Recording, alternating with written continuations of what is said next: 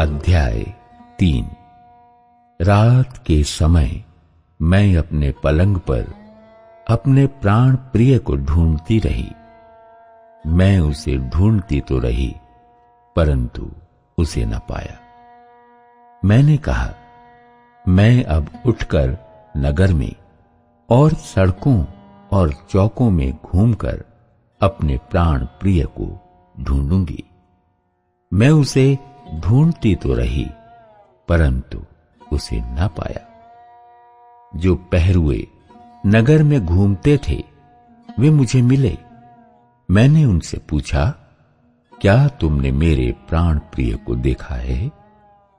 मुझको उनके पास से आगे बढ़े थोड़ी ही देर हुई थी कि मेरा प्राण प्रिय मुझे मिल गया। मैंने उसको पकड़ लिया और उसको जाने न दिया, जब तक कि मैं उसे अपनी माता के घर अर्थात अपनी जननी की कोठरी में न ले आई। हे यरूशलेम की पुत्रियों, मैं तुमसे चिकारियों और मैदान की हजड़ियों की शपथ धरा कर कहती हूं कि जब तक प्रेम आपसे न उठे तब तक उसको न उस्काओ और न जगाओ। तीसरा गीत। वधु।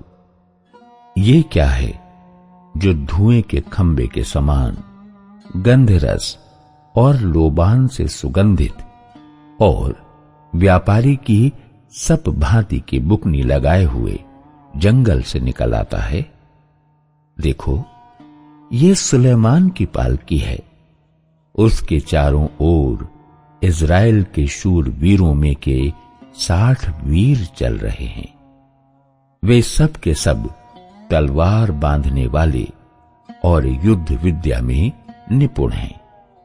प्रत्येक पुरुष रात के डर से जांघ पर तलवार लटकाए रहता है। सुलेमान राजा ने अपने लिए लबानोन के काठ की एक बड़ी पालकी बनवा ली। उसने उसके खंबे चांदी के, उसका सिरहाना सोने का और गद्दी बैंजनी रंग की बनवाई है, और उसके बीच का स्थान यरूशलेम की पुत्रियों की ओर से बड़े प्रेम से जड़ा गया है। हे सिय्योन की पुत्रियों, निकलकर सुलेमान राजा पर दृष्टि डालो। देखो, वो वही मुकुट पहने हुए है जिसे उसकी माता ने उसके विवाह के दिन और उसके मन के आनंद के दिन उसके सिर पर रखा था। वर। अध्याय 4। हे मेरी प्रिय, तू सुंदर है, तू सुंदर है। तेरी आंखें तेरी लटों के बीच में कबूतरों की सी दिखाई देती हैं। तेरे बाल उन बकरियों के झुंड के समान हैं जो गिलाद पहाड़ के ढाल पर लेटी हुई हों। तेरे दांत उन ऊन कतरी हुई भेड़ों के झुंड के समान हैं जो नहाकर ऊपर आई हों। उनमें हर एक के जुड़वां बच्चे होते हैं और उनमें से किसी का साथी नहीं मरा। तेरे होंठ लाल रंग की डोरी के समान हैं और तेरा मुंह मनोहर है। तेरे कपोल तेरी लटों के नीचे अनार की फांक से देख पड़ते हैं। तेरा गला दाऊद की मीनार के समान है जो अस्त्र शस्त्र के लिए बना हो और जिस पर 1000 ढालें टंगी हुई हों। वे सब ढालें शूरवीरों की हैं।